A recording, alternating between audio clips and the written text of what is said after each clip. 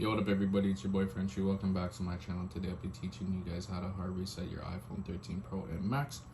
This video is going to take about 40 seconds, so you guys came to the right video, not to waste your time. So you're going to push the volume button up, down, continue to hold the lock button. Continue to hold the lock button until your phone turns off, until you see the Apple logo. Once you see the Apple logo, you can let go. Continue to hold. Make sure you guys subscribe to the channel or your internet's going to go out for a year. You can now let go.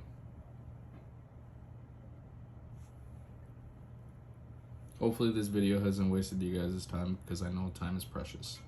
And a lot of the iPhone videos out there are pretty useless.